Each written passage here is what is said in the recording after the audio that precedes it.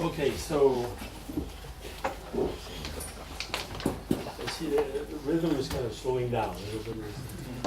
So, and in fact, I know that because yesterday I had dinner with Alex Friedberg, who's here.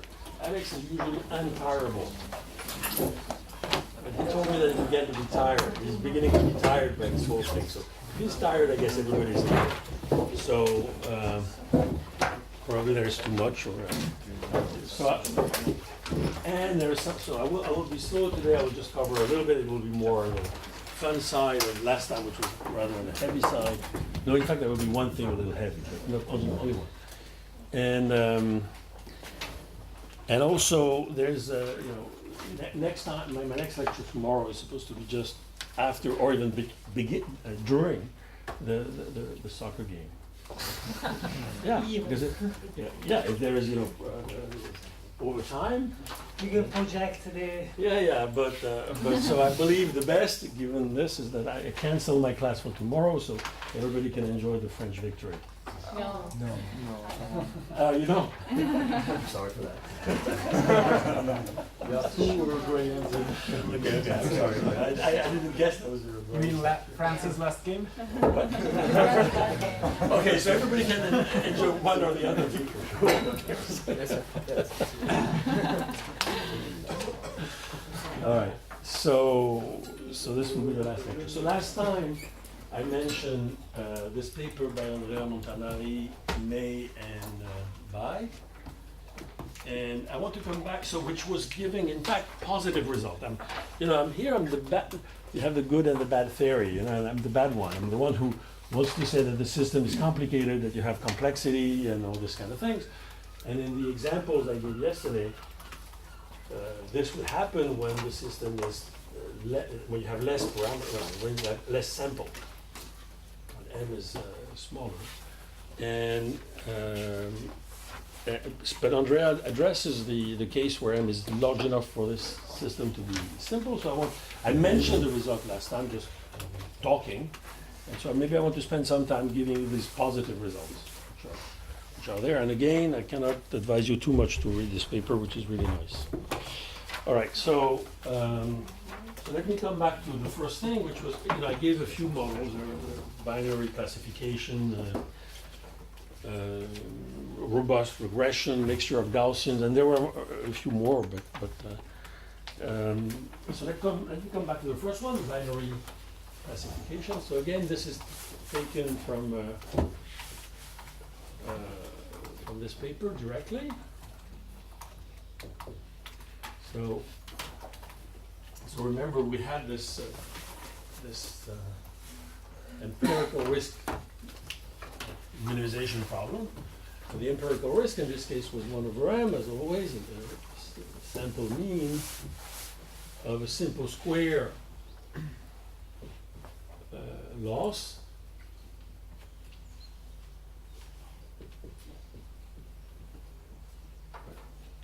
Okay. So sigma was a smooth function that's increasing. Think the logistic map. And theta was a parameter in Rn, the xi, where xi yi, where iad. And Rn cross 0, 1, yeah. Cross 0, 1, I'm sorry. Okay. And so the question was, what can you do about, what do you know about the minimization of this, the complexity of this landscape and minimization? All right, so the theorem that is proven by, okay, I forgot the order of the authors. I think it's made by Montanari.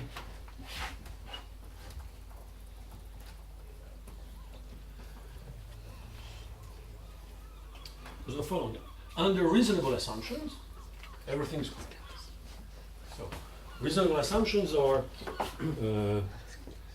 first there are assumptions on the distribution of the xi's. The distributions are, the xi's are centered, and the law of the xi's is nice. It's sub-Gaussian and sufficiently and strongly non-degenerate. So let me explain that in a few words. Sub-Gaussian is something about the tail, and non-degenerate is something about the covariance, which is sufficiently elliptic. So sub-Gaussian is something like expectation, the Laplace transform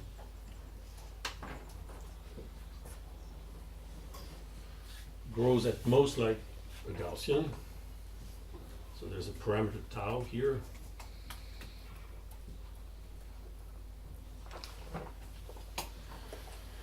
And that's sub-Gaussian, and non-degenerate means something like the covariance matrix is larger than a constant times the identity. And you have another thing, so that was an assumption on the data x, and there's an assumption on the function sigma. Sigma should be plus three derivative, three continuous derivatives, and the norm of C3 of this should be bounded by a constant. All right, then the theorem is that there exist constants, which would be called, there are all sorts of constants, C1, C2, etc., which depend on all these constants, the theta, the gamma, the L. There are this constant, but not on M and N, they don't diverge, such that with probability large enough, let's say larger than 1 minus something, delta, and of course if, so here we assume that the important assumption is that M is larger than, sufficiently larger than M. In fact, constant and log n large enough. Then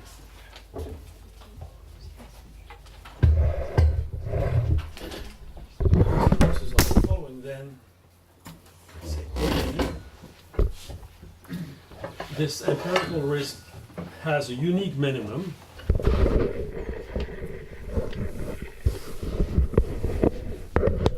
Local minimum, and the ball of center 0 and radius r. I didn't say what this is. So here I assume that the whatever r is a constant here. I will explain what role it plays later. And so this local unique minimum is, of course, is the global minimum.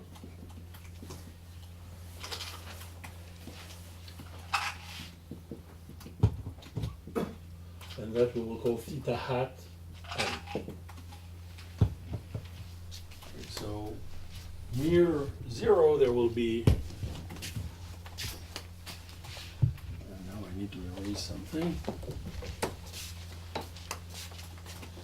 A unique minimum, so the landscape is simple. You don't have complexity. Right? The unique local minimum, that's the global, in this locally. And second, if you take gradient descent algorithm with a fixed, so here what I call gradient descent last time was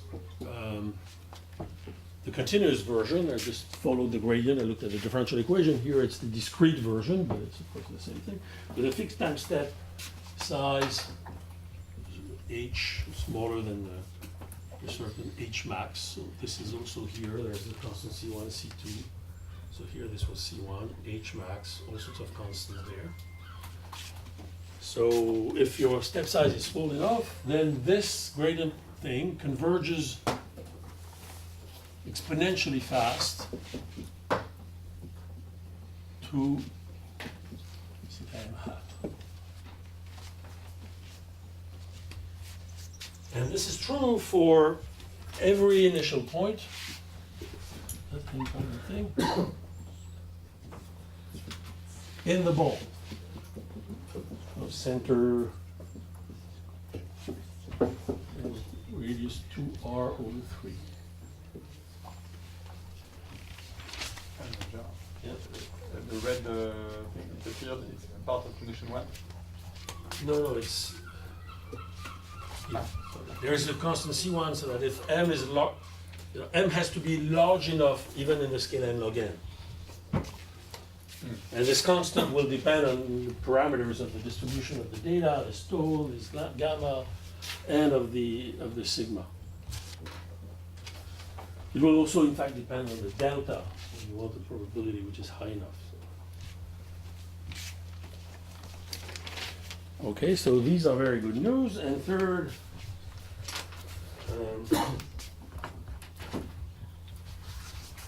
the true value, in fact, so first this tells you that the gradient descent goes to this theta m if you start not too far from the true value. And moreover, this difference, so this is if you want the minimum of the true, not the empirical risk, but the true risk. And this distance, so you will approximate this guy, and this guy is in fact not very far from the true value, which is, and there's another constant, maybe C2, C3, I don't know, square root of, if I'm not mistaken. So this will be small only when n becomes very large. So this is something about recovery. Right here you have this distance is small, but of course it depends on how large, if m is c times n log n, this will be something like 1 over square root of, or lambda times n log n, this will be something like 1 over square root of lambda. Right? So the larger your lambda, this is weak recovery. But when you let this lambda go to infinity, this will become strong recovery. So you see this looks very much like what I was describing here. In this regime, you have weak recovery, and you will have strong recovery by letting this constant go to infinity. Right? Yeah, you have algorithmic here. The algorithm works exponentially fast. You find this guy, so everything is cool. But of course, one has to notice that all this is, of course, local. So first, there's every here. So remember, if you compare this to the kind of results I was giving yesterday in more complex regimes, there was always this fact that if you started from away from inside the ball, which here near the minimum, so in our case the signal was the North Pole, what corresponded to the ball was the hemisphere. Right? If you started really inside this, right? Let me say here, so if you started at a high enough altitude, this is what this says, then of course the algorithm would work even with a much lower signal to noise ratio in the tensor case, because the difficulty was to escape, to get into this ball. Right? So this statement here is very interesting. It's every point, but close to the signal. So we also had that yesterday, remember? Even at weaker signal to noise ratio. All right?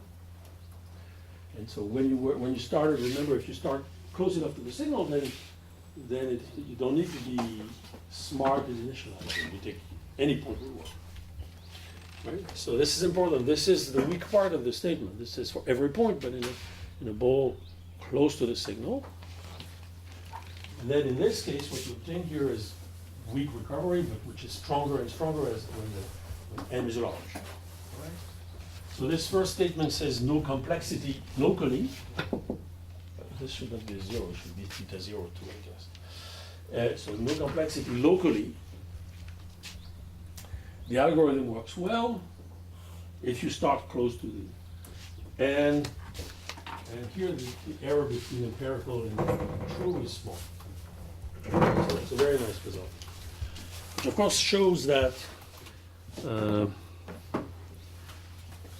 when n is in the regime n log n, everything becomes simple. And the question here, there are many open questions that I'll come back on this one. What if m is a constant times n? Right? Then all that doesn't work. Is the system complex? Does the algorithm work, etc.? But even in this context here, what happens when you're away? It's not completely clear. If you don't start relatively close to the true value. Because of course your initialization, you don't know who theta 0 is. Theta 0 is the equivalent of the North Pole. You have no reason to know how to start well. Yes. Does R get better with n?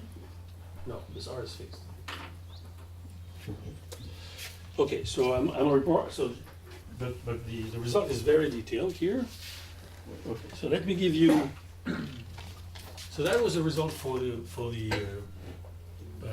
binary classification.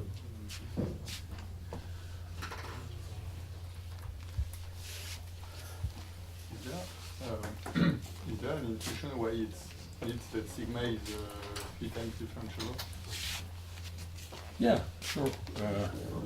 At least Because in many cases people use Redu or something that use is not ReLU, that- but okay. So that's an interesting question. I don't know. Of course, ReLU you could could easily make it, round, but- soften it. How much do you pay for that? I have no idea. I imagine not much, but I don't know. Okay. I really don't know.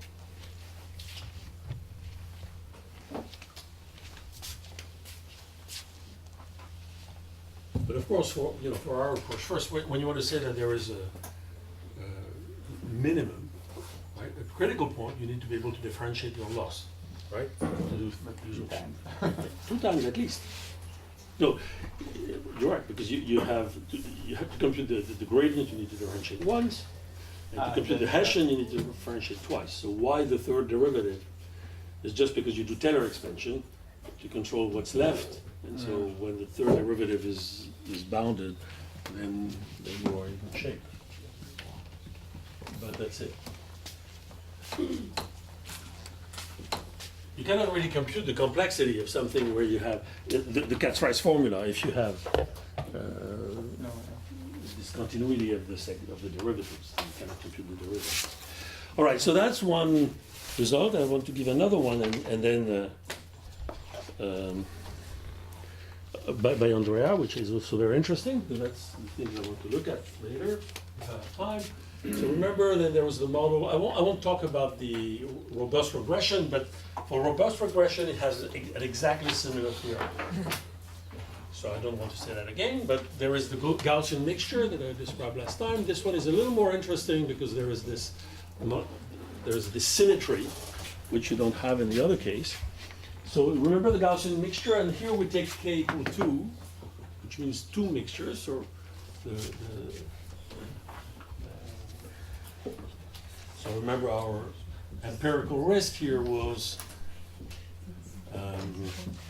minus, because it's the log likelihood, to maximize, to minimize with the minus sign, sum from I equal 1 to m of the log of the Gaussian density of zi minus theta, let's say 1, plus Gaussian density of zi minus theta 2, and zi's are IAD,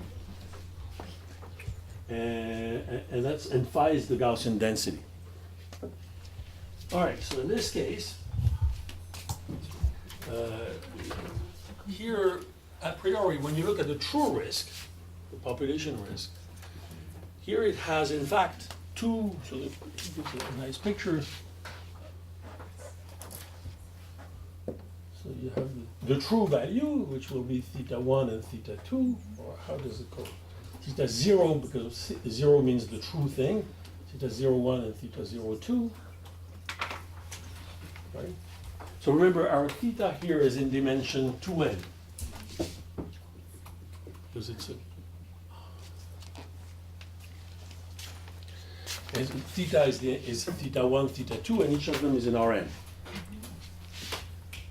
Okay, and so here you have, in fact, for the true risk, you have two, for the population risk, you have, in fact, two minima, which are theta 0, 1, theta 0, 2, and theta 0, 2, theta 0, 1, because of an obvious symmetry. And just simply label them differently. Right? So this one equals theta plus, and this one theta minus.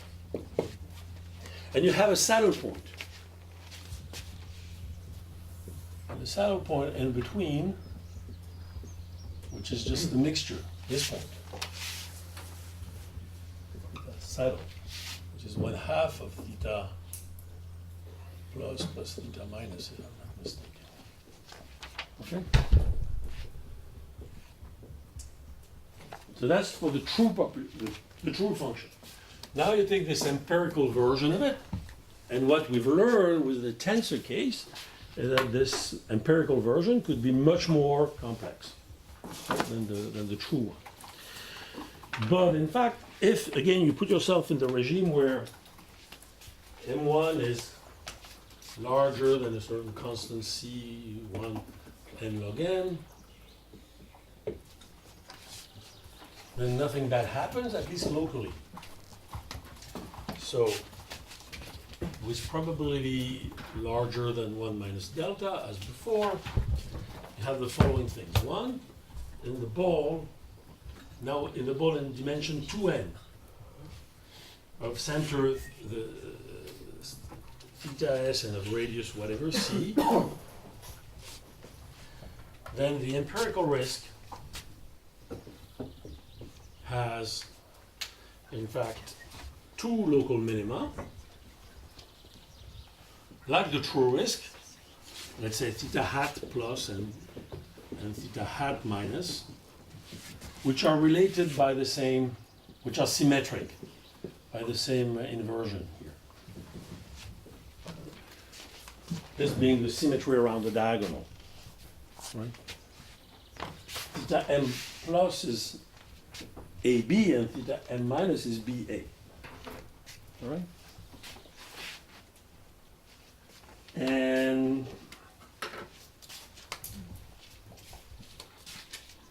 moreover, in fact, yeah, so by the way, for the true population risk, there was a result by, which is just the same year, 2016, by Xu, Shu, and Maleki, who proved that these are the only critical points. So they really proved that the true population risk is in fact a very simple function. Just two minima related by the symmetry and one saddle point. Because of course, again, even if you accept what I was saying yesterday, that this central limit approximation is reasonable or whatever, if your true population risk, the mean, is itself a very, very complex function, on top of that you add noise, then what can you say? So a reasonable problem is one where the true population risk is not too complex, and then you try to prove that the empirical risk is also not too complex when m is large enough, and might be complex when m is not that large. All right, so you have this, and then B, so you have convergence of the algorithm. So here it doesn't state this for the gradient descent, but to one of the two local minima.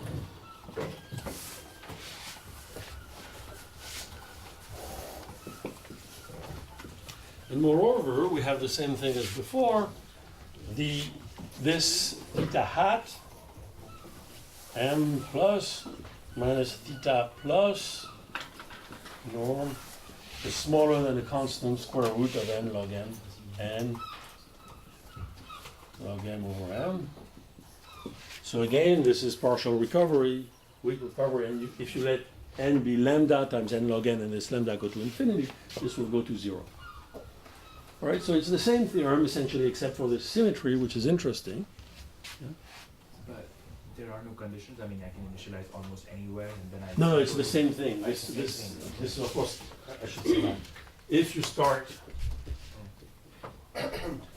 well, okay, so like I said before, if you start close, right? Exactly like in the former result. Okay.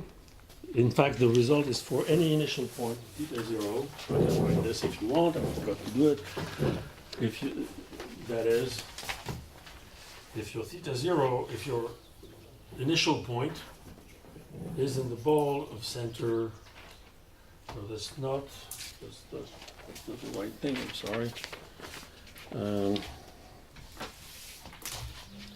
In the ball in 2n, the initial theta is, because I cannot call it theta 0, because theta 0 is the truth, and a certain radius c2. So you have a large ball around this, and if you start in any of this thing, you will converge to one of the two true guys. So what you find, of course, in the empirical version, if you have two local minima, which are either this point and that point, or that point and this point, depending on how you write them. Okay, so this is the equivalent result. Isn't there a problem with the saddle? I mean, if you start too close to the saddle, you So, don't get there. in fact, not in this regime. Okay. Not in this regime. This is why this is interesting. You start from, you don't start close to one of them or the other.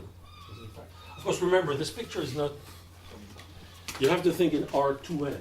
Exactly. So this is a ball in R2n, around the saddle, in fact, Exactly. large enough. If you start from there, you will find one of the two guys, If you have enough information. if you have enough information.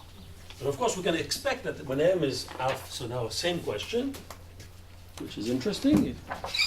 If m is alpha n, right? We can expect all sorts of things. We can expect first that the empirical risk has many more local minima, maybe exponentially many, depending on the size of the signal, n depending on alpha. We can expect that the algorithm will not converge fast, and we may get stuck in something which is not one of those good local minima. And of course, this weak recovery could be questionable depending on the value of alpha, right? So, in particular, this region, which you were in high dimension, the equator, which is this region here, the bisector between the 2 points, this will have a lot of mass, an entropy, and also a lot of roughness. Right. So, but that we don't know, but at least I wanted to state good news, and these are good news. So if you do m large enough, all these crazy phenomena of complexity for the lens, roughness of the landscape disappear. Okay, so let me now say I will say just a few words about what can be done for these cases when m is alpha n. For the moment we don't really know, but I'll explain a few things. And then I show you nice pictures. Oh, so maybe I could show you pictures already on this. So Andrea, and the paper by Andrea and his collaborators have numerical simulations.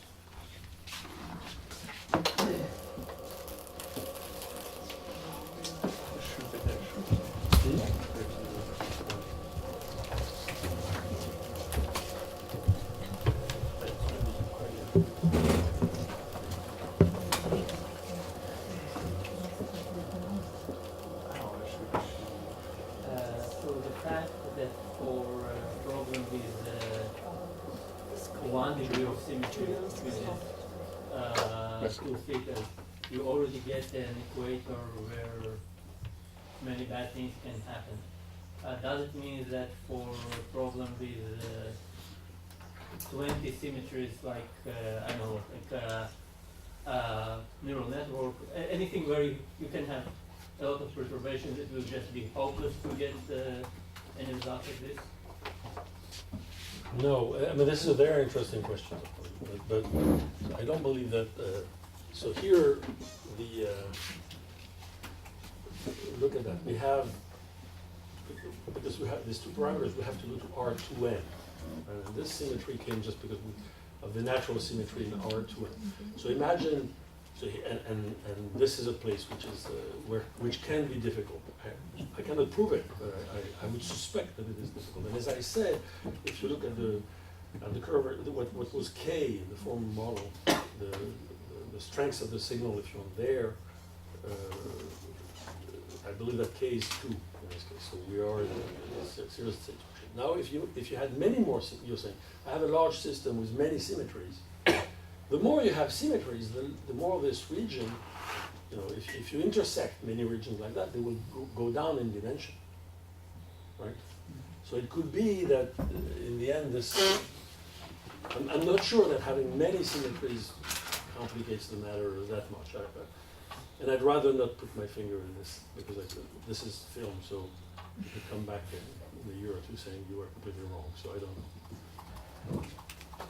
Okay, so let's go to the pictures, which are, where are they? Just They are pretty down. It's as well?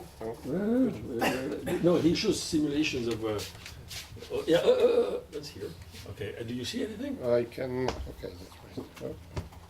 So this is the binary linear classification.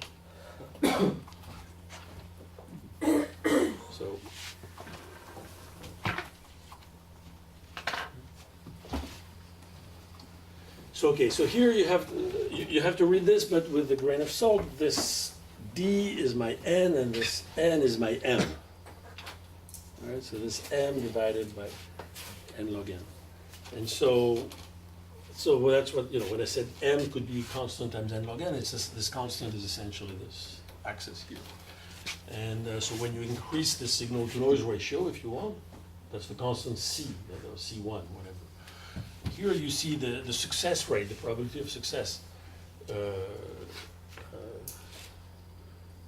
this thing, and this is the estimation error, right?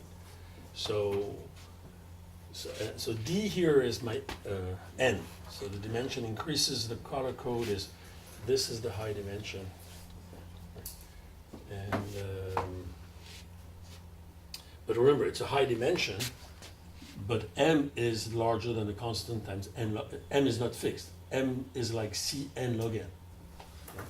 So of course, when you're a large dimension, you see that this comes earlier than these guys. In fact, the success. So it's, you know, and so the rate of success here goes to 1, at a decent constant. Right? This is also to show that the constant is not 10 to the 5. It's whatever, 1.5, 2, 2.5. Right? So it's a finite, in this scale, it's a finite thing. Right? And yeah, and this was this error, probably.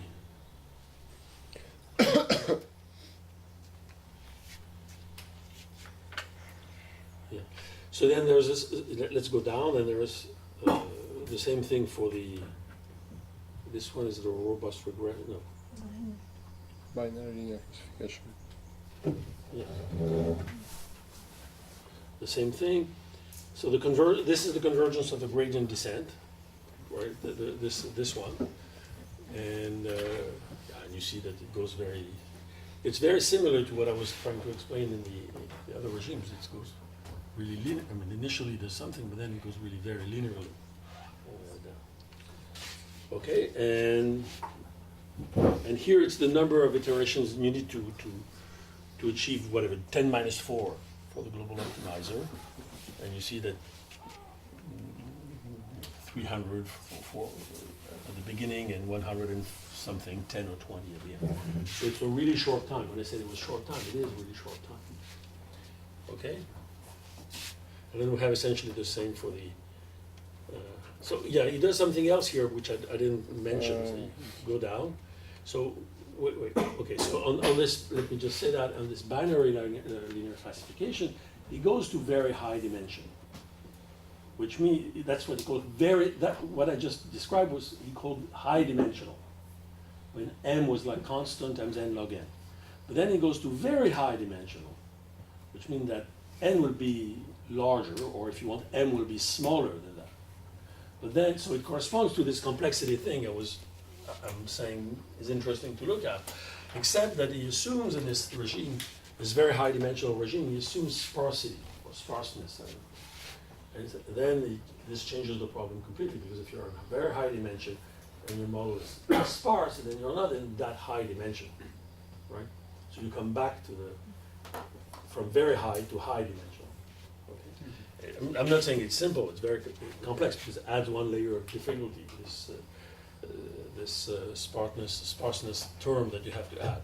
But it's still, so the very high dimensional regime here is not the one I'm mentioning. Right? So let's go down to, just quickly, and then we'll be it. That's robust regression, which I didn't mention, but it's the same picture. And then this is what, again, it's again robust regression. There is the mixture of Gaussian just below that. Going? No. Yes, This- yeah, Gaussian mixture model here. It's coming. Whoop, here it is. No. No. Okay, we missed it. That was a Yes. But, Australian credit data. let's Okay, so it's not there. It's Okay, here, let's it's here, forget it's it. here. Gaussian mixture. Okay, good. So you see same thing, very linear in this thing, and the number of iteration here is tiny. 30 for n equal 160. So the fact that it's short time is really clear. All right, very good. And here it's 10 to the minus 7, the error. So the error is tiny and a very small number of iterations. So here is the sparsity business or not? No. This is not the very high dimension. Okay. This is n log n. All right.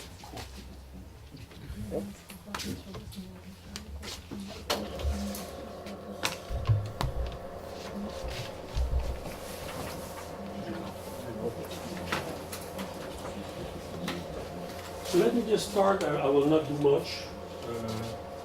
Try. So now this, because now we are French or pied du mur, at the foot of the wall.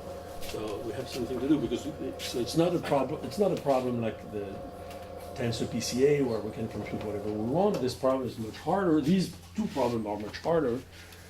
And so the question here is, how do you see if there is complexity or not when now n is alpha n? So which means when you have less data, or if you want, where for the same amount of data, if your system is very high dimensional. Okay? So how can you do that? So first, let's look at, I have no result to give for the algorithmic part, even though that part, the thing we've done with Zaghesari and Okoshagana is probably easier to adapt here than the complexity one. The complexity question, again, you have now this function, and this is a smooth function, smooth random function. So the question is, can you find the complexity of the empirical risk? In a regime where we don't know yet that it could be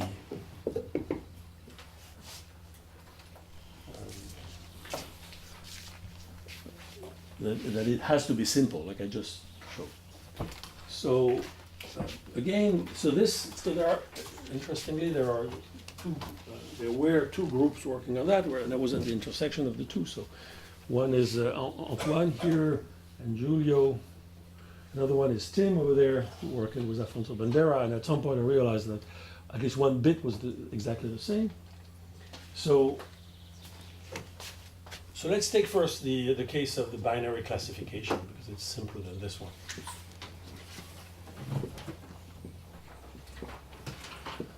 All right, so we have this Rm hat, parameter theta, which was 1 over m sum,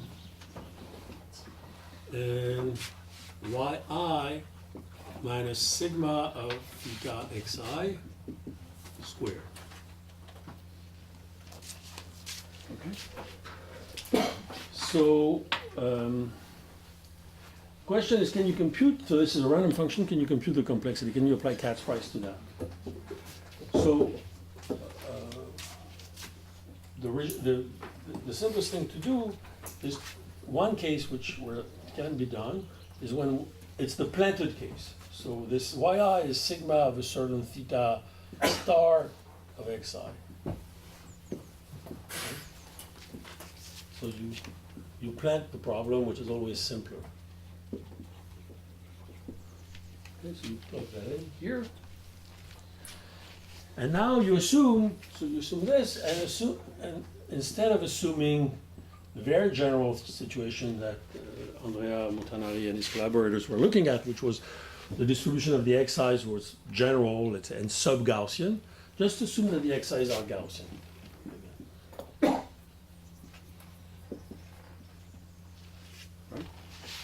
IAD, of course. All right.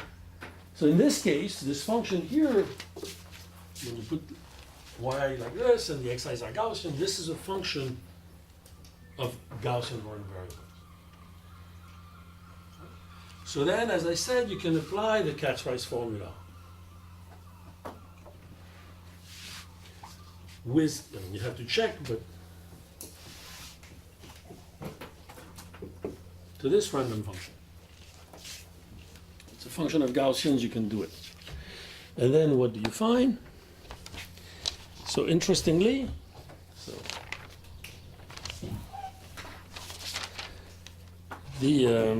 so what you want to compute with the cat's-price formula is the limit, if it exists, when n is large, in this regime, of the one, for the moment, the average complexity. We are far from doing what Valentina did in the replicated cat's-rice. This would be difficult here.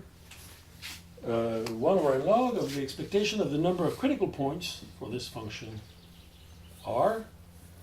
And so to keep the notation of Antoine, with Q, so we are here looking at, this is the number of critical points.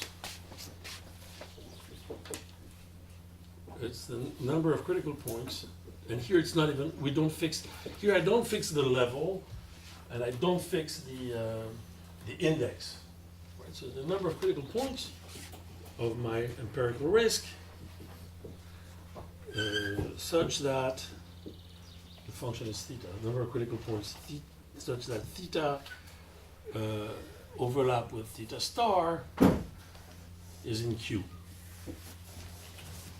Right, so again, it's like in my example on the, and let's assume here that theta is on the sphere. I know my prior is, I could, this is not crucial probably, but. So here it's like before, it's also easier to compare to what I was saying about the tensor PCA. You have the theta star, which is our north pole if you want, and you're fixing the overlap. The overlap is, Q is, let's say, an interval of negative 1, 1. So you're fixing the overlap. You want to know the number of critical points. It's the same picture. Your theta is on the sphere, the eternal picture. This is theta star. And you're fixing Q, let's say, is this interval. So you're looking at the number of critical points in this band. Right? So for this, there is a formula, which is just an incredible mess. And I even hesitate to write it, but it's a soup over Q, the value of the overlap in Q, of an enormous mess. So in which you have 1 plus log alpha over 2, minus 1/2 of log of 1 minus Q squared. Okay, the variable Q is the one I called M before, but it's the same. And then plus, the mess is here, plus the soup of a big function that we call it G, Q, and nu. And nu is a probability measure in R2, which in a certain set of probability measures, and I will describe. So you have an enormous thing, And this is not enormous, but this is really very difficult. And so, and this can be established, probably. It's still a little loose ends to fix, but this is probably true. The real difficulty, and I will tell you what this is and where it comes from. The real difficulty is, of course, that we understand so little about this function at this point that we can't even tell where this thing is positive or negative. I remember what we had in North. We had something like that. We had a large deviation result, complexity result, but we could tell you where, at least for in the paper with this corresponds to the paper that I described with Andrea Montanari and May and Nika, myself. We could tell you at least where this thing was positive or negative, where you had the equator and you had, okay? So here, we can't even say that. Right? So this function is really very resistant. But of course, and this in itself is not yet enough, because we would also like to at least introduce the level. For instance, to know if maybe you can have a large number of critical points here, a large number of critical points there, to know which one is the deepest. Right? So that would be exactly like what we've seen in tensor PCA. So tensor PCA is a very good guide for what we have to expect. But in this case, we cannot do that. So even before giving any indication of what this guy is, let me give you the tool, because that's interesting. To me, it was a little bit of a surprise. So you write, in order to do that, so you want to compute this expectation of number of critical points. And so you apply Cat's price. Point Q. So this will be, of course, an integral, and in the end, you will have to compute the expectation of as before, the expectation of absolute value of the determinant of the Hessian of the function, conditioned by whatever. Okay. So as always, we have to understand the statistics, the distribution of this Hessian, conditioned by the fact that the point is critical, for instance. So remember, that was the core of the argument for the tensor PCA. This thing was, in the tensor case, this was where we had this rotation invariance.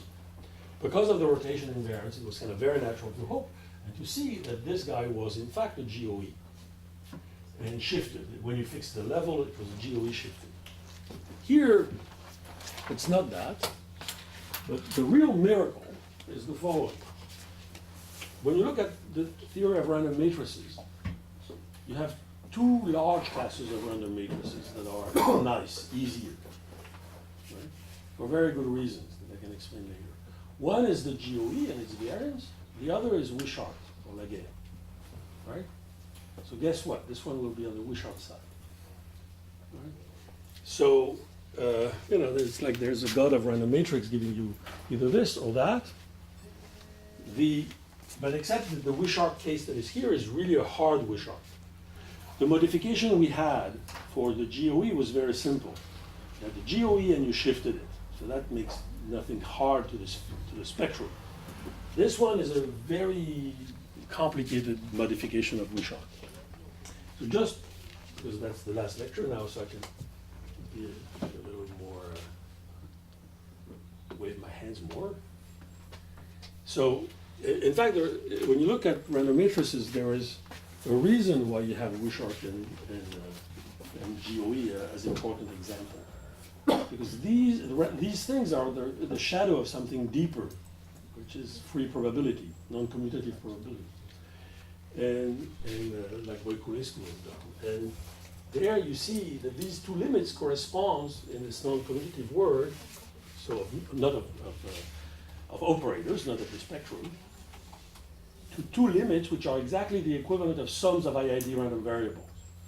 Here it's called free, instead of being convolution, it's called free convolution, or in operators. And in this world of sums of IID random variables, you have exactly the same as for usual random variables. For usual random variables, you have two important limit theorems for sums of IIDs. One is Gaussian, and the other is Poisson. Right? And so in this free world, it's exactly the same thing. The Gaussian case corresponds to the GOE, and the Poisson corresponds to the Wishart. Right? So in some sense, this, and there's nothing deeper in probability than this distinction between Poisson and Gaussian limit theorems. And this is what this one is. All right, so that's nice words. Let's go back to Earth. But it's a little bit of a, you know, it was a little bit, when I saw that appearing, it was a little bit of a surprise that you know, the word of random matrices would be so kind. Because now, let me go to another direction. Let's assume that yesterday, what I wrote yesterday, this Gaussian approximation poses no problem, right? So you start from any loss function and you approximate Gaussianly. Then what will be the random matrix problem you will inherit? Right? You will have the true population risk plus a Gaussian term. Now you will have a general Gaussian term which will not have the invariance by rotation that the GOE had. And so your random matrix will be the Hessian of this Gaussian term. So it will be a Gaussian matrix too. But it will be a Gaussian matrix without the invariant by rotation, which means that it will not be the GOE in general, and the entries will be correlated. Right? So now you're down to understanding the spectrum of Gaussian matrices with correlated entries. Whereas the GOE is a Gaussian matrix with non-correlated entries. And Gaussian matrices with correlated entries can be very difficult. First, of course, you can characterize this correlation.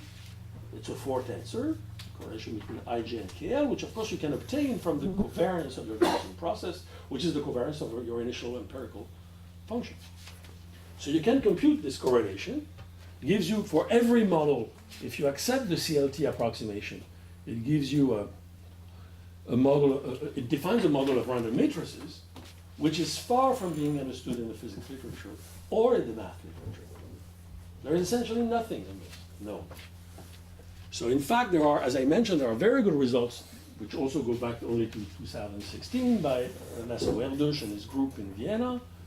And what they do is prove that the spectral properties of Gaussian matrices with correlated entries are similar to the GOE when the correlation is not too hard, not too strong, when it vanishes algebraically fast enough. Right? So the results that are known are results of the type, if the correlation is not hard, not too strong, then it looks like the GOE. This should not be discarded. This is very deep and very hard mathematics, in fact. But that's this type of result. So recently they've developed a big tool. It's called the matrix Dyson equation, where to deal with this, but it's very unwieldy and difficult. So, and this will probably be the tool, if it's true that we can approximate Gaussianly these empirical risk functions, this will probably be the tool of the future for general models. And we are exploring that in Courant with Paul Bourgade and his student Ben McKenna, our student Ben McKenna. But the nice thing in this model is you don't have to go through this big mess. It just happens that you have a Wishart structure and you can go this other route. So this is still a chicken exit, right? It's still a way to not do the real thing. Right? So the real structure that you have to understand is the following here, and then I will stop. I will not go deeper, and maybe if you want, I can describe this terrible function. The real structure is the following. What is Wishart? So Wishart is take an x star, right? So Wishart, let's take x to be I don't know, n by p, whatever. In my case, I don't know if it was n by m, and let's say, or m by n. So it's a rectangular matrix, and the entries are IID. And let's say Gaussian, standard. Right? But you don't need to take them Gaussian. So then, if you look, and it says centered at least, so that we don't bother too much. So this guy would be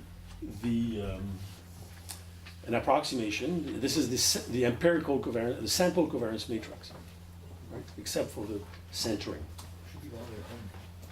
Makes no difference. So yeah, a factor alpha, if you will. So this guy is a sample covariance matrix, and it's a symmetric matrix, and you can look at real. So it has a real spectrum, which of course is what you do when you do real PCA, in fact. And you want to understand the spectrum of this. So the spectrum of this is, of course, so the spectrum of this thing converges, the bulk converges to this Wishart distribution, which depends on the parameter alpha, which is over there, distribution. So Wishart or Laguerre or whatever you call it. In general, I mean, for this, of course, you don't need Gaussian. To have just this, IID with decent tails will do, and this is usually called then the Pastor-Marchenko result. But in fact, this was done by Wishart. This is in fact, of course, this is the first random matrix in history. The random matrices were not at all introduced by physicists. They were introduced by statisticians. This was in 28, right? So way before Wigner. And so that's, so you know well this Wishart. I'm sure you've seen this distribution. And there's a transition depending on the value of alpha. It has an explicit expression, and it looks like this. I mean, I'm not a very good. The edge here is square root, and depending on alpha, when alpha goes to, depending on what I chose here, when you have a lot of data. When alpha goes to infinity, this will center on the, this will become narrower on the node. Of course, this can also widen, and when it touches here, so so depending on the value of alpha, you can also have an atom here, and then something like this. Right. Because of course, if your alpha is larger or smaller than 1, here smaller than 1 probably, this must have the eigenvalue 0. Right? So then you have a fraction of the mass of the spectrum which will be at 0. But this is well known. So for this guy, you have the spectrum, but you also have the large deviation result. So you remember, I gave you for the GOE, I said there is a large deviation for the spectrum in the scale n square, which was proven in 97 by Alice Guillonnet and myself. After we did that with Alice, there was a whole bunch of results for the random matrices, and this must have been proven, but this large deviation principle has been proven by Hiai and Hetz, I think. But all these large deviation principles are simple because the real strength of this model, when the x's are Gaussian, is that the distribution of the spectrum is explicit. So you have exactly like for the GOE, the distribution of the spectrum is explicit, and you have,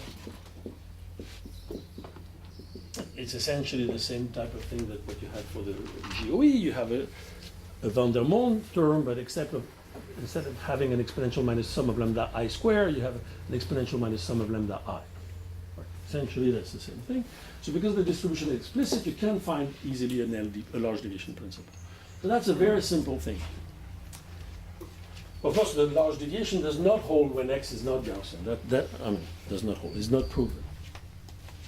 But in fact, here we need something else. So the natural way to remember what we did for the GOE. We had a GOE. The natural way to twist it when you had a signal was either to shift it or maybe to add a finite rank perturbation or rank 1 perturbation. For this type of thing, the natural perturbation of this is not that. It's something like this.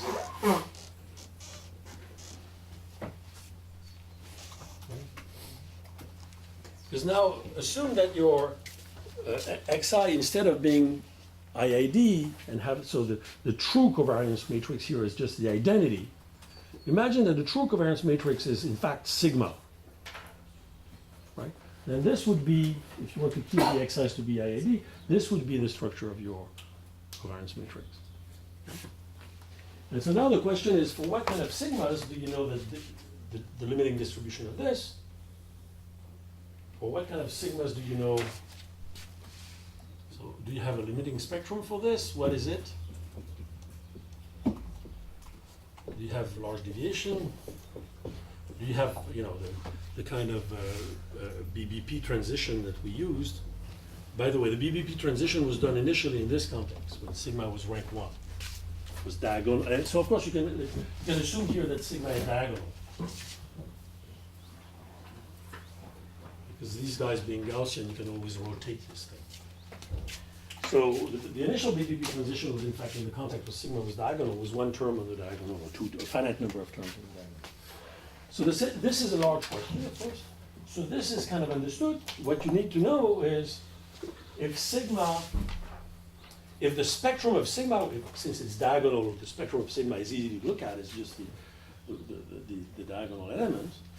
If the spectrum of sigma converges when n goes to infinity, because of course everything depends on n here, to some measure nu, then this limiting spectrum will exist and will depend on nu.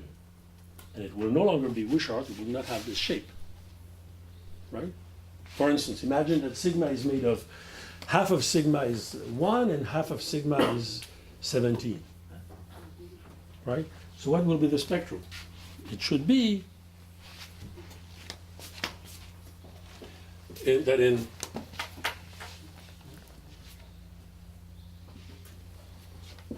it's in 1 and 17 somewhere. When m is large enough, you will have something like this. Right? Your spectrum of this guy will be simply this. But now when m is not large enough, these two things will merge and we'll have something a little more complicated. So the support of this limiting spectrum doesn't have to be connected, it can be complicated, all sorts of things can happen. So it depends seriously on the limiting spectrum of sigma. Okay, so that's the thing. Then this LVP becomes completely impossible, I mean, very difficult. So that's the kind of thing that you have here, and this will then tell you what happens when you have really a signal in your signal. So, for this result that I just mentioned, that's the kind of thing you need to understand. But in fact, the sigma, it's an implicit thing. The sigma really depends on, it's something like this, but where the sigma is defined implicitly. So it's a little bit of a mess. And that's why I don't want to go deeper in it. So the only message I'm saying here that this, so watch out for this. This is a thing where things can move without having to solve this Gaussian random matrices case. And so I hope that in the near future we'll be able to at least explain the transition that we have for the tensor PCA, right? Where for what region of the sphere you have positive complexity or not. Of course, the truth is that I expect the result, I don't know, but I expect that the result is for when n is alpha n, depending on the strength of alpha, you will have the same transition. That is, at some point you will have positive complexity, you will have complexity near the planted signal, and otherwise you won't.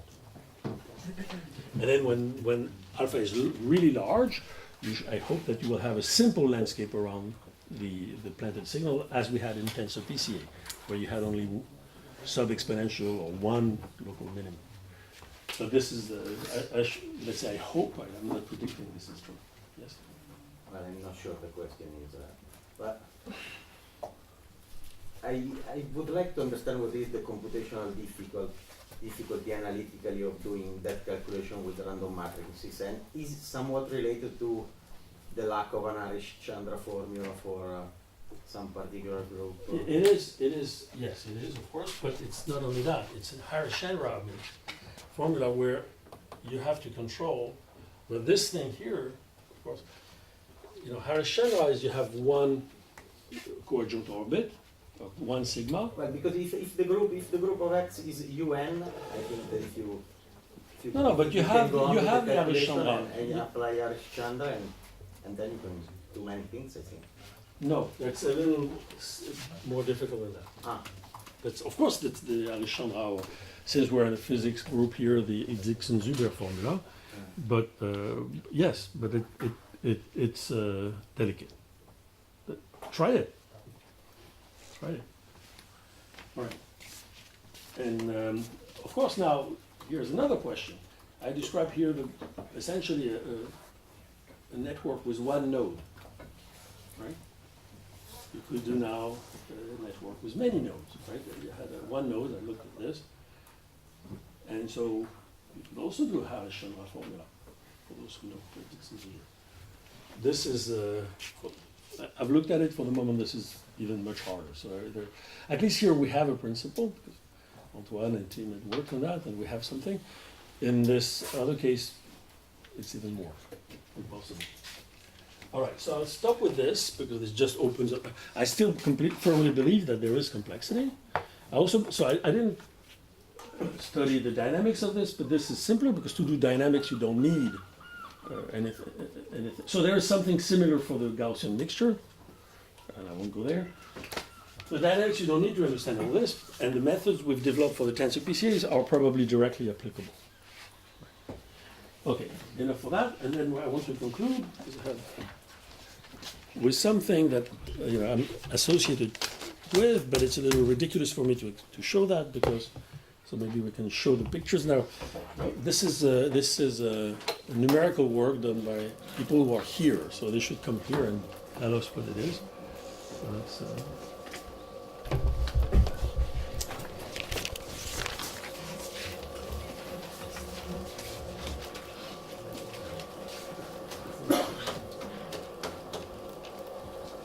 So this is something to appear in ICML 18. It's a paper by Marco Baiti-Jesi, Levin Sagoon.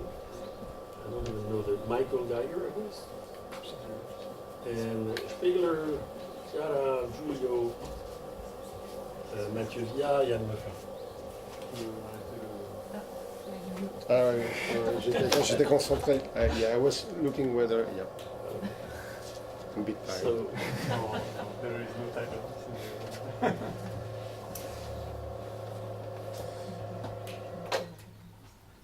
So this numeric. So up to now, I've described tensor PCA because it was an easy point of entry for mathematicians, based on spin glasses, in fact. And then describing how at least the problem should be the same in general, and what we can do in a few more cases. Of course, we cannot. I mean, if we wait for the pace of mathematicians dealing with Harris-Chandra formula or other things, it will take forever. So the one way that this group has looked at was to look numerically at what happens for this training dynamics, and in so the complexity, if it can be observed, the dynamics itself, and try to answer the question whether neural nets look like dynamics, look like glassy or not. So again, in the room there are people who really did this, and I didn't. So if I say something stupid now, you stop me. So we will see that, but the results that the paper gives, there is of course a dynamic slowdown, which corresponds to an increasing large. So this is done on toy models and then on more serious networks, and on the usual databases, CFAR and NIST and all this kind of thing. So. And the result, in a few words, is that the dynamics slow down and correspond to an increasing large number of flat directions. So this is something that had already been said many times, in particular in a former paper by Levin Sagoon and Léon Botou. And then when the loss, so the tensor PCA, remember there is a thing, we're not sure that it would, or take spin glass.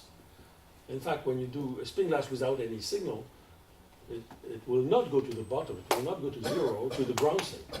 It's here in this thing we tend to do that, and you can see it is the minimum because the loss is positive, and the value goes to zero essentially. So the loss, and the other thing is that when the loss gets to near zero, then it looks like diffusion near the bottom. That's the important thing.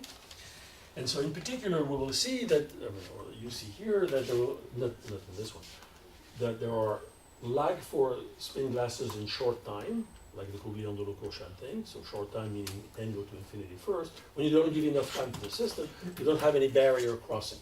So the time for barrier crossings is much longer. So you don't see this thing crossing barriers, it just go down, which is very natural given what I told you in the last two lectures. This thing just, at this time scale, go down. And that they are in fact distinct from glassy dynamics. They are closer to glassy dynamics when the system is underparametrized. That's the lesson, right? Which reasonable. Saying when it's underparametrized, when it is too small, I expect complexity, ruggedness, glassiness. All right, so Levent, do you want to come and tell us what this is? I can do it, but you know, Marco is here too, right? Yeah, Marco is Marco, okay, whatever, Marco or Levent. Okay, if you don't, I'll do it. Marco will have to present this week at ICMS on this. Okay, so do it then. Wow, okay. So this is these figures are the energy descent in the P-spin model on the one on the left. And we compare the energy descent with an exponential decay, just to show that This one is it an is low, exponential decay. it's slow. So it's slower than. And this is what Jorge showed, that you have a power law decay to some energy, and this energy is the threshold energy, it's not the ground state. And well, the motivation of this comes also from trying to see how much similar these deep neural networks are to glasses in general and the P-spin model in particular. And the dynamics here is. The dynamics here, it's Langevin dynamics. And on the right, we show an object that is often shown, is often analyzed in glasses, which is the mean square displacement, which is it's a correlation function. Jorge didn't define it, but it's very similar. It's you just take how much all the weights changed, and you take the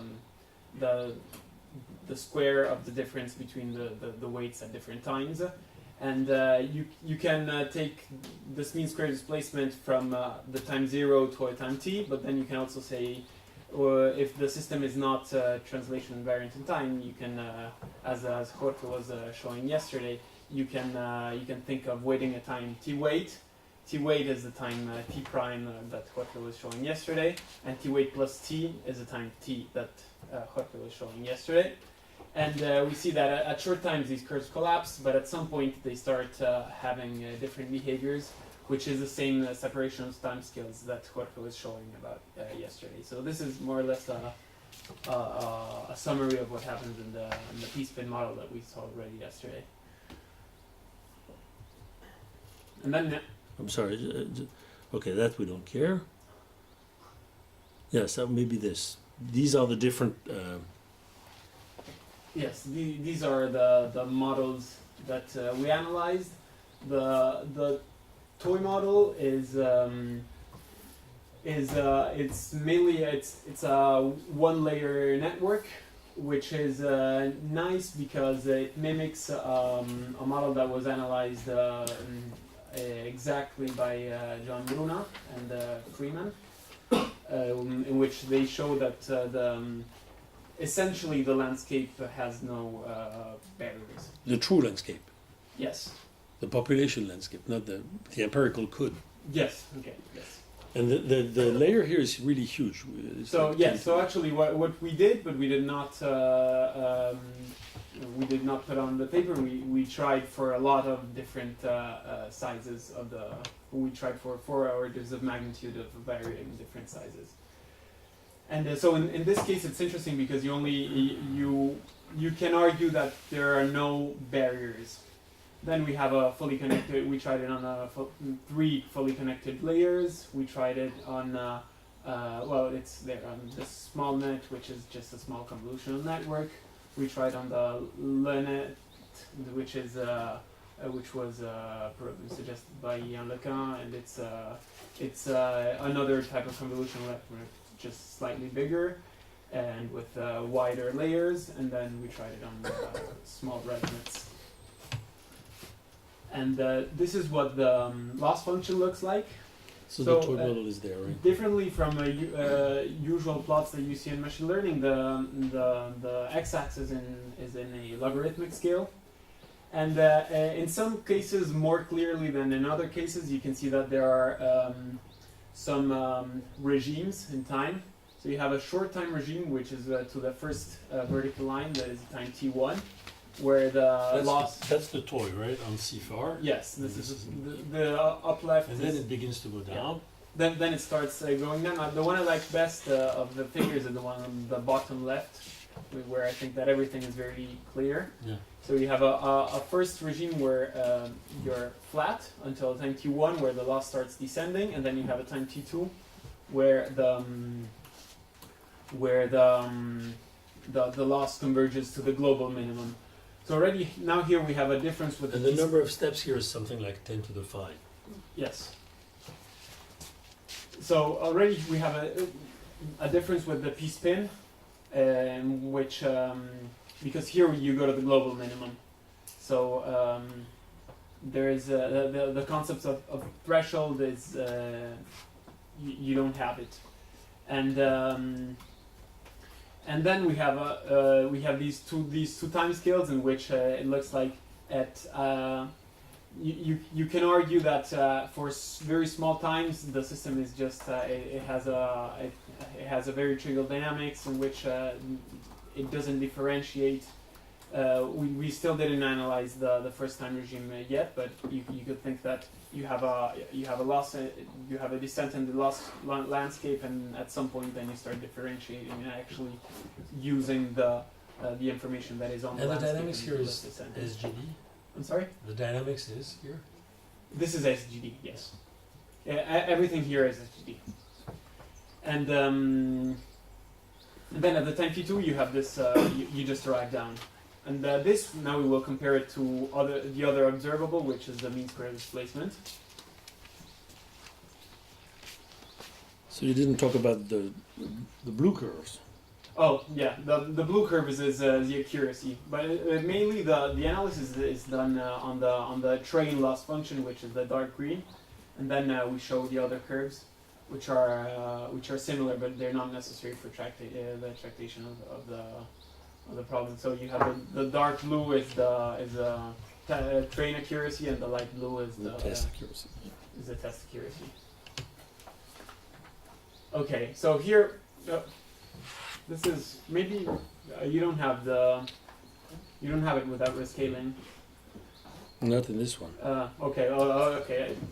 So I'll just so we plotted also the mean square displacement, and well the fact that the mean square displacement depends on the waiting time is called aging.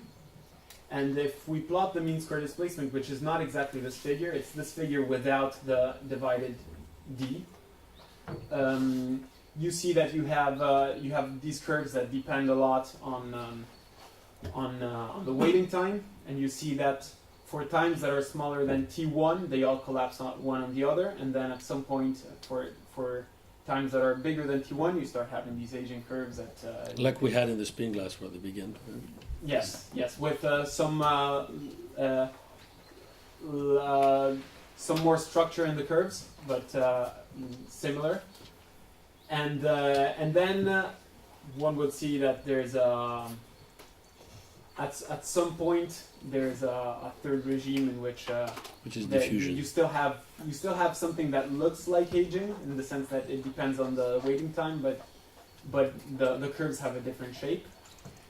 And what we saw is that once you are at the time t2, which means that you reach the bottom of the landscape, instead of having aging, if you renormalize the curves Okay.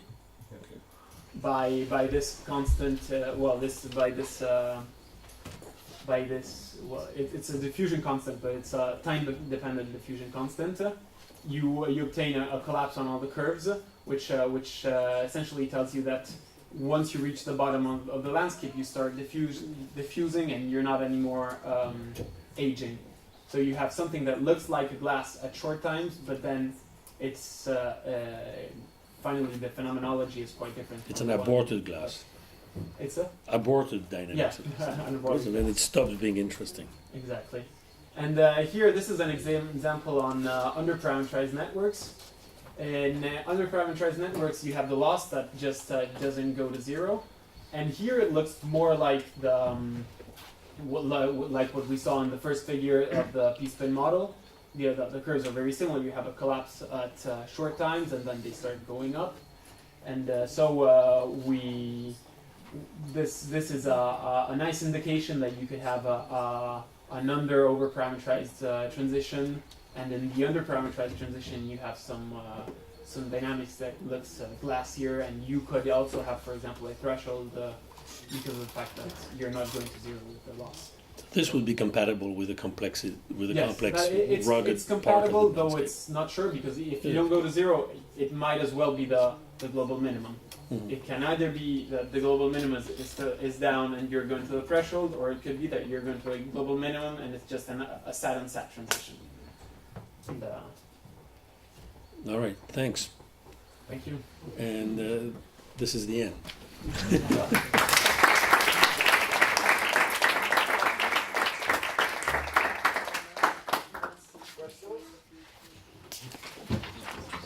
Well, so actually, this is the last lecture of Gerard, but there is still the question and answer tonight. So if you have a question for Gerard. At what time is it? 8:30. 8:30. Yeah. Well, let me thank you for the entire session.